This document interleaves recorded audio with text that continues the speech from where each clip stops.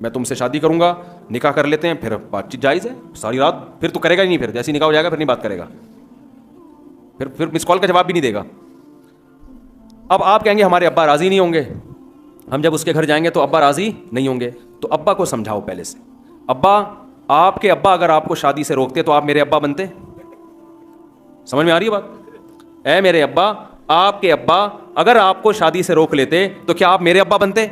تو جیسے آپ کے ابا نے آپ کو شادی سے نہیں روک کے آپ کو میرا ابا بنا دیا, تو مجھے بھی کسی کا باپ بننے دیں پھر آپ. نہیں آئی سمجھ میں؟ اگر ابا عقل مند ہوں گے سمجھ میں آ جائے گا, نہیں عقل مند ہوں گے تو آپ اگر کماتے ہو تو کر کے ابا کو بتا دو, ابا یہ میرا بنیادی حق ہے, میں برائی کی طرف جا رہا تھا, میں زنا کی طرف جا رہا تھا, میں انٹرنیٹ پر فحش فلمیں دیکھنے لگا تھا, قیامت میں جب چترول لگیں گے آپ تھوڑی مجھے اللہ کے عذاب سے بچاؤ گے, باپ بچا لے گا کیا؟ آپ یہ تھوڑی کہہ سکتے ہو اللہ میری ابا شادی نہیں کرا رہے تھے اس لیے میں برائی کر رہا تھا. اللہ کہے گا تو بھی پٹے گا, تیرا باپ بھی پٹے گا, دونوں کو سزا دوں گا میں. تو نکاح میں نہیں سنو, اس زمانے میں کسی کی نہ سنو. ہاں حقوق ادا کرنے ہیں وہ میں بار بار کہوں, ایسے نہیں کہ لٹکا کے چھوڑ دو. دوسرا کام یہ کرنا ہے کہ نظر کی حفاظت کرنی ہے. جتنے موبائل میں لڑکیوں کے نمبر ہیں نا, سب آج سے کیا کر دو جو آپ نے وسیم بھائی ستار بھائی کے نام سے سیو کیے ہوئے. سمجھ رہے ہو؟ یہ عیاشی ہے جس پر اللہ خوش نہیں ہوتا. اللہ نے جو ایمان والوں کی صفات بیان کی, اس صفات میں یہ کہا کہ اپنی بیوی کے علاوہ کسی اور سے تعلق قائم نہیں کرتے. جو بیوی کے علاوہ کسی اور راستے کی طرف جائے گا, اللہ کہتے ہیں میری حدود کو توڑنے والا ہے, یہ اس کو آخرت میں سزا ملے گی. اور اللہ نے بیوی کے معاملے میں بڑی وسعت دے دی. انگریز کہتا ہے ایک بیوی رکھو, دنیا دار کہتے ہیں ایک رکھو. اللہ نے کتنے کی اجازت دے دی؟ 4. یہ اللہ نے اجازت دی ہے, اس میں کسی کی نہ سنو. آپ بولو جب میرے خدا نے اجازت دی ہے تو قوم میں کیوں کسی سے پرمیشن لوں بھائی؟ یہ بڑا مسئلہ ہے. آج کل لوگ کہتے ہیں ابا سے پوچھ سکتے ہیں, بیوی سے پوچھنا. بھائی خدا نے جب اجازت دے دی, دیکھو محلے کا ایک دادا ہے, وہ بیٹھا ہوا ہے, لیاری کا کوئی بڑا دادا بیٹھا ہوا ہے نا, ایسے بیٹھا ہوا ہے لیاری کا بدماش, کوئی بھی بڑا بدماش. آپ کی جیب میں بٹوے میں 100 روپے پڑے تھے, آپ کو ڈر ہوا کہ یار کوئی چھین نہ لے مجھ سے.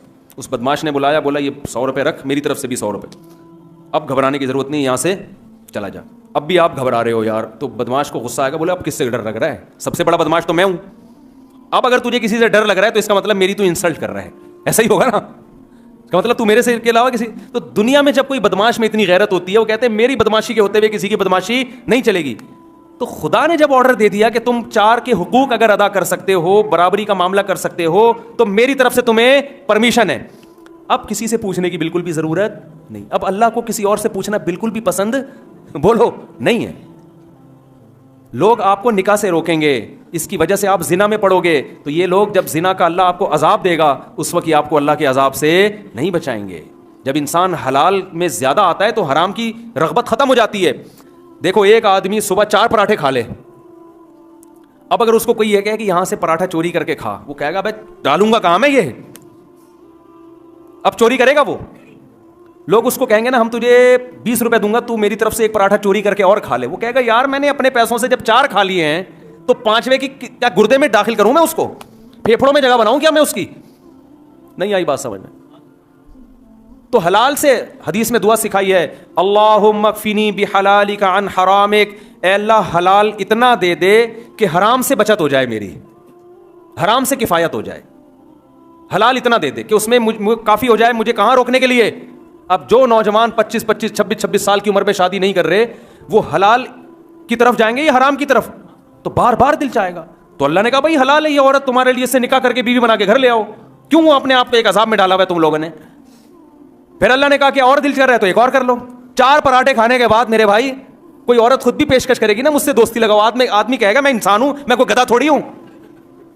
کیا خیال ہے کوئی گدھا ہوں؟ تو ہمارے حضرت فرمایا کرتے تھے کہ ایک نابینا آدمی دعا مانگتا تھا, اللہ ہور دے دے, ہور دے دے نا. اس کو کوئی رشتہ نہیں دیتا تھا بیچارے کو, ہور دے دے, ہور دے دے, ہور دے دے. تو کسی نے آ کے نا, وہ کوئی فاحشہ عورت آ گئی اس کے پاس, کون ہے بھائی کہ ہور آئی ہوں. تو نتیجہ یہ نکلا کہ اس نے اس سے تعلق قائم کیا. بھائی آسمان سے کوئی ہور آئی ہے, حالانکہ وہ فاحشہ عورت تھی. تو بڑا خوش ہو گیا کہ مجھے کہاں سے آسمان سے کیا مل گئی ہے, ہور. پھر دوسری عورت آئی, کون آئی ہے, ہور آئی ہوں. اچھا بھائی چلو بھائی, اس سے بھی دوستی لگا لی. تیسری, چوتھی, 5ویں, 6ٹھی, 7ویں. اس کے بعد ایک اور عورت آئی, کون ہے بھائی, ہور آئی ہوں. کہ ساری ہوریں میرے مقدر میں لکھی ہوئی ہیں کیا ہے بھائی, اور دنیا میں کوئی اور نہیں ہے جس کو ہور ملے گی. تو انسان کی بھی ایک حد ہے, کیونکہ ٹھرکی کوئی ہو تو اس کا تو کوئی علاج ہی نہیں ہے نا. ٹھرکیوں کا تو دنیا میں کوئی علاج ہوتا ہی نہیں. لیکن ایک صحت بھی تو ہے, جب روٹی کھاؤ گے تو خواہش بھی تو پیدا ہوگی, یہ تو نیچرل ہے نا, اسی خواہش کے پورا ہونے سے تو انسان پیدا ہوتے ہیں, یہ غلط خواہش تھوڑی ہے. یہ انسانوں میں خواہش نہ ہوتی تو آج اتنے لوگ بیٹھے ہوئے ہوتے ہیں یہاں سامنے, سارے بڈھے ہو کے مر چکے ہوتے, کوئی خواہش ہی نہیں تھی ان میں. ایک آدمی گاؤں سے آیا, کسی مفتی صاحب سے پوچھنے لگا کہ مفتی صاحب ہم نے سنا ہے کہ متقی آدمی جنت میں جائے گا, متقی ہے نا, تو ذرا یہ بتا دو متقی بولتے کس کو ہیں تاکہ میں بھی متقی بن جاؤں. مفتی صاحب نے بتایا وہ متقی اس کو بولتے ہیں کہ اس کے سامنے سے خوبصورت حسین ترین عورتیں گزر جائیں مگر اس کا دیکھنے کو دل ہی نہ کرے, اتنا نیک آدمی ہو, جیسی مرضی عورتیں اس کو اپنی طرف مائل کرے اس کا دل ہی نہیں چاہے, اتنا نیک. وہ بیچارہ سیدھا سادہ, اس نے کہا وہ اس کو تو ہمارا زبان میں ہجڑا بولتے ہیں, تو جنت میں کیا صرف ہجڑے لوگ جائیں گے, مرد کا بچہ کوئی جنت میں نہیں جائے گا. تو وہ مفتی اگر واقعی مفتی ہوتا تو وہ یہ جواب نہیں دیتا کہ دیکھنے کا دل ہی نہ کرے, وہ کہے مرد ہے تو عورت کی طرف دل اس کا مائل ہوگا. مرد کی تو ڈیفینیشن ہی یہی ہے, اسی کو تو مرد کہتے ہیں. عورت دیکھ کے مچل جائے گا, لیکن متقی اسے کہتے ہیں وہ دیکھے گا کہ یہ حلال ہے یا حرام, کہے گا حرام پہ پابندی لگائی ہے, بھوک لگ رہی ہے, روٹی دیکھ کے دل مچلے گا کہ کھا لوں میں, اگر دل ہی نہیں کر رہا اس کا مطلب پیٹ خراب ہے آپ کا. آپ تو ڈاکٹر سے علاج کراؤ کہ بھوک بھی لگ رہی ہے, صبح سے کھانا نہیں کھایا پھر بھی دل, لوگ گولیاں کھا کھا کے بھوک لگا رہے ہوتے ہیں, ڈاکٹر صاحب بھوک نہیں لگتی مجھے. تو مرد ہوگا تو عورت کی طرف بھوک اس کو لگے گی, تو متقی اس کو بولتے ہیں جیسے جو بھوک لگ رہی ہے روٹی کی, مگر وہ کہتا ہے بھوک تو لگ رہی ہے مگر چوری کر کے نہیں کھاؤں گا, ریڑی لگاؤں گا, پیسہ کماؤں گا, حلال سے 2 نوالے کھاؤں گا, وہ حلال کے 2 نوالے اس حرام کے 6 نوالوں سے بہتر ہیں. تو متقی کا دل چاہتا ہے لیکن وہ خدا کے خوف کی وجہ سے اپنی نظر کی حفاظت کرتا ہے. وہ کہتے ہیں نکاح کر کے اپنے عقد میں لے کر آؤں گا, اس کے بغیر میں عورت کی طرف نہیں جاؤں. تو اللہ میاں نے اجازت دے دی 4 روٹیاں کھانے کی, سمجھ میں آ رہی ہو, اپنے خرچے پہ 4 عورتوں سے اللہ نے نکاح کی اجازت دی. یہ بات لوگ بتاتے نہیں ہیں, ڈر رہے ہوتے ہیں, سیاستاً گھبرا رہے ہوتے ہیں, لیکن میں کہتا ہوں اگر میں نہیں بتاؤں گا تو اللہ ہم سے پوچھے گا کہ میں نے جب حرام پہ پابندی لگائی تھی وہ تو تم نے بتا دیا کہ نظر کی حفاظت کرو, میں نے حلال کی بھی تو اجازت دی تھی نا, وہ کیوں نہیں بتا رہے, اس میں گھبرا کیوں رہے ہو تم. لوگ مجھ سے کہتے ہیں آپ ہی بیان کرتے ہو, اس پہ دوسرے علماء کیوں نہیں کرتے. میں کہتا ہوں ان کی 2 تو کی ہی نہیں ہے تو کیسے بیان کریں گے وہ بیچارے, وہ دوسری کریں, وہ خود بیچارے وہ مجبور ہیں معاشرے کے آگے. تو بیوی تو ہنگامے کھڑا کر دیتی ہے نا, وہ کہہ رہے ہیں یار بچے گریبان پکڑ کے مارتے ہیں کوٹتے ہیں, وہ تو آپ کو بھی ماریں گے کوٹیں گے. آپ سمجھ رہے ہو کہ شاید ہمیں نہیں کچھ کہیں گے, کہنے دو کیا ہوتا ہے اس سے. آپ نے حقوق ادا کرنا ہے, آپ نے دوسری کر کے پہلی کو لٹکا کے چھوڑنا نہیں ہے, اس کے بھی حقوق, اس کے بھی حقوق, پھر تیسری کرتے اس کے بھی حقوق. آپ کہہ سکتے ہو ہمارے پاس اتنا پیسہ نہیں, ہم 4 کہاں سے کریں گے, غریب لڑکیوں سے کرو. آپ کی آمدن 20,000 ہے, ایسی لڑکی سے کرو جس کے ابا کی آمدن 10,000 ہے اور 10,000 میں 6 بیٹیوں کو پال رہا ہے, وہ اس کی 4 بیٹی, اس جیسے آدمیوں کی 4 بیٹیاں آپ کے نکاح میں اچھا گزارا کریں گی, کیونکہ آپ اس کے باپ سے پھر بھی اچھا کھلاؤ گے. آپ اگر غریب ہو میرے بھائی تو آپ سے بھی زیادہ غریب دنیا میں پڑے ہوئے ہیں. سمجھتے ہو نکاح کرنا پیغمبروں کی سنت ہے, لڑکیوں سے دوستی لگانا شیطانوں کی, زانیوں کی سنت ہے. تو قیامت کے دن زانیوں کی فہرست میں اٹھنا چاہتے ہو یا پیغمبروں میں؟ ایک آدمی اپنے سیاسی لیڈر کی بڑی تعریف کر رہا تھا نا, وہ 2 نمبر لیڈر ہے, ساری دنیا کو پتا بھی, میں اس کی بیان نہیں کروں گا, لیکن سیاسی لوگ تو اپنے ہی آدمی کی حمایت کرتے ہیں نا. بہت کر رہا تھا, نہیں وہ لیڈر بڑے اچھے بڑے اچھے. تو ہمارے محلے میں ایک بندہ کیا کہتا ہے دعا کرو اپنے بارے میں کہ اللہ تمہارا حشر اسی کے ساتھ کرے. کہہ رہا نہیں بھائی اللہ اس کے ساتھ میرا حشر نہیں کرے, اللہ نہ کرے میں اس کے ساتھ. تو اس کا مطلب پھر اچھا کہاں سے ہو گیا؟ نہیں آئی بات سمجھ میں بھائی. انسان چاہتا ہے ہمارا لیڈر کو ہم ووٹ دیں گے جیسا بھی حشر پیغمبروں کے ساتھ ہو, حشر موسیٰ علیہ السلام کے ساتھ ہو, حشر محمد صلی اللہ علیہ وسلم کے ساتھ ہو, حشر ابراہیم علیہ السلام کے ساتھ ہو, حشر ہمارا علماء صلحاء کے ساتھ ہو. چاہتے یہی ہے نا, علماء کو ووٹ بے شک نہیں دیں گے. تو وہ میں نہیں کہہ رہا آپ کسی کو ووٹ دیں, آپ وہ جس کو چاہیں. ووٹ دینے کی تو بہت سارے اسباب ہوتے ہیں نا. بعض دفعہ آدمی کو پتا ہے نیک آدمی ہے لیکن بیڑا گرک کر دے گا ملک کا, تجربہ نہیں ہے نا.